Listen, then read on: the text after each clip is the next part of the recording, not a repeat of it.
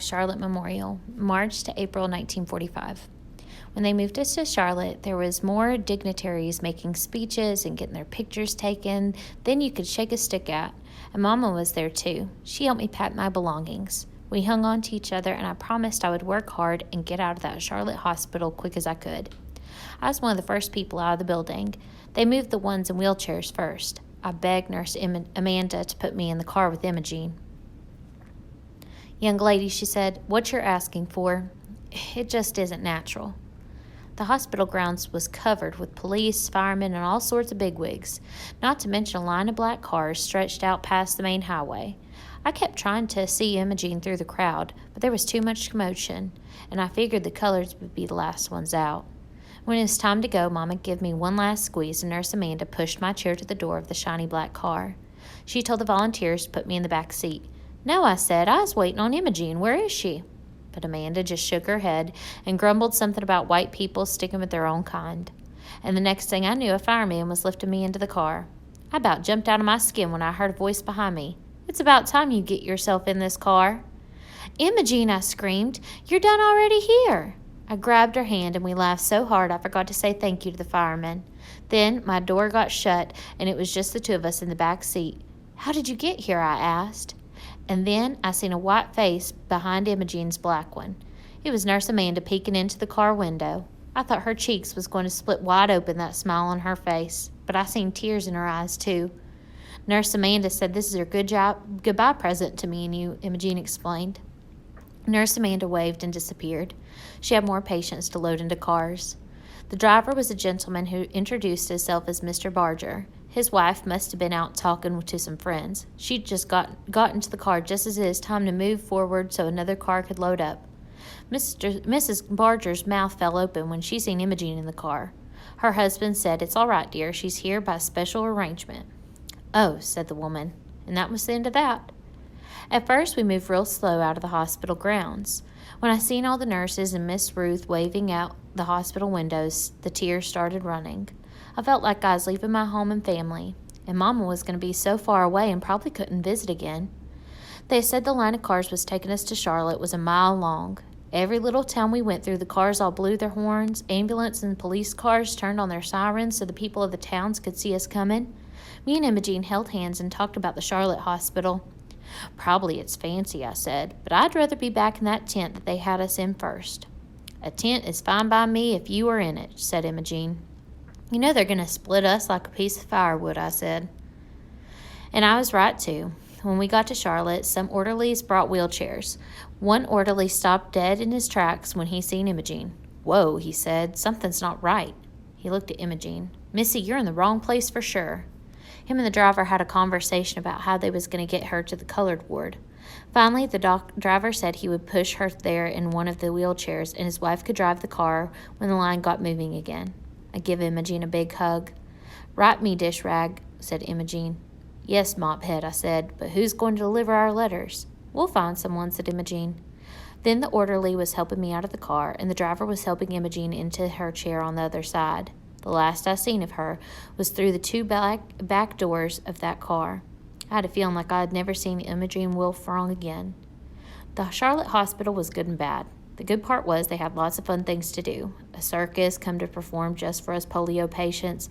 And Danny Morey's daddy come and showed us some moving pictures he took on his little movie camera of the Miracle of Hickory Hospital. It didn't have a real movie star talking on it like the one Hollywood people made. In fact, it didn't have no talking at all. But I liked it on account of I got to know Danny's mom and daddy on visiting days. Danny was a little boy who come to the emergency hospital about the same time I did. The hospital wasn't fancy like I expected. Well, I reckon parts of it might have been, but not the polio ward. It was built for the epidemic, like the Hickory Hospital, but it wasn't as good as ours by a long shot. There was only one bathroom for our whole ward full of girls, which meant it was busy all the time. The nurses would take the bedpans from the girls and line them up outside the bathroom door, waiting for the orderlies to come and empty them and spray them out. So it smelled pretty awful sometimes, especially on hot days, and it was starting to get hot already. But the worst part about being in Charlotte was how lonely I felt. Mama wrote Daddy about me moving, so after a while I started getting some letters from him at the Charlotte hospital. I had wrote to him about maybe going to Warm Springs. At first I thought he might not believe me, but he wrote me back, and I knew that, just like he always said, Daddy believed I could do whatever I put my mind to. Dear Aunt Faye, if anybody deserves to see the president, it's you for sure. If he knew all that you had done to take care of your family, he would give you a medal. Keep working hard, and you make it to Warm Springs. It does my heart good to hear about the progress you're making. We're making progress, too. I hope and pray it won't be much longer. All my love, Daddy. My daddy saying it helped me believe it. But first, I just wanted to go home for a while. It was spring now, and I was thinking about a year ago I was planting my daddy's garden. I felt bad because Mama was taking care of the girls and making the garden, too. I wanted to help her. I missed the smell of the crumbly red dirt and the feel of it damp between my toes. One night I dreamed I was in the garden. Just when I yanked to pull the start of the tiller, Junior Bledsoe come out and took the tiller away from me. He pointed to my legs, and I seen that they were all shriveled up to two thin sticks that wouldn't even bend. Aunt Faye Honeycutt, you said you couldn't run a tiller when you had two good legs. How do you expect to do it with them sticks? He made me so mad I started kicking my legs and throwing a temper tantrum. And then I woke up, and I really was kicking my legs. I can feel that in my left knee, my weak one, had even moved a little. That's when I knew I'd be walking soon. When they brought me breakfast, I said I didn't want to eat. I just want to see my physio. But, of course, I had to wait till it suited her. While I was waiting, I got in my wheelchair and went to the bathroom. I held my breath going past all them bedpans lined up in the hall. I was just about finished doing my business when the door opened and a colored orderly walked in with a bedpan. I was so shocked I about fell in that toilet. I was so embarrassed, I wish he would have just flushed me right down. But I think he was more embarrassed than me. He backed out of there with his eyes closed and said, "Excuse me, miss. Excuse me for true. I didn't know you was in here." When he shut the door, I prayed he wouldn't never come back to my ward again because I didn't think I could look him in the eye. But I knew he would. He was there every day whistling one of them Negro songs Imogene liked to sing. I finished up and got back in my chair and opened the door.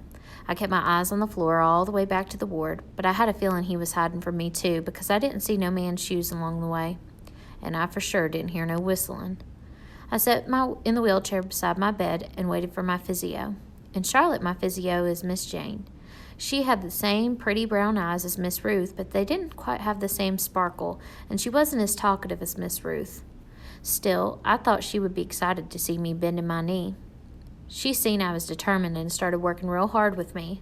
I didn't tell her I was going to Warm Springs for more therapy, and I for sure didn't mention seeing the president. She'd think I was imagining things. Sometimes I thought so myself, but I never stopped thinking about it. I started improving fast. My left knee was still stiff, but I knew I could make it bend more if I just kept talking to it. I asked Miss Imogene, did she know a patient named Imogene Wilfrong who came from Hickory? No, she said. We don't have any patients by that name. She's in the colored ward. Miss Jane didn't say nothing at first. Then she said, I don't work in the colored ward. The coloreds are in tents outside the hospital. That made me mad. Tents, I said. Tents is what they had in Hickory at the worst part of the epidemic. Temps are supposed to be for temporary, and y'all went and put the coloreds in a tent? How do y'all stay warm in cold nights? Well, these tents are for temporary, said Miss Jane. We're in the same epidemic Hickory had, and the weather is getting warmer, so don't you worry your pretty head about a few coloreds. If Charlotte couldn't do no better by coloreds than putting them in a tent, then why did they shut down our Hickory hospital? That place was a pure miracle. Miss Jane tugged on my leg and said, I know all about your miracle of Hickory. It's been in all the magazines and the movies even, but I didn't shut it down. Well, I said, I know it ain't your fault, but could you do me a big favor? Miss Jane didn't make any promises. She waited for me to ask. Imogene Wilfrong is my friend, I said. I wrote her a letter. Would you take it to her for me? And get her one from her, too, on account of I know she wrote me. Miss Jane started shaking her head before I even finished. I never go in the colored ward, she said. They got their own help over there. I begged and pleaded and promised to work harder and get out of there real fast as she did, but all my begging didn't do me one bit of good. Miss Jane just shook her head. I knew I was going to have to find another way to get to Imogene.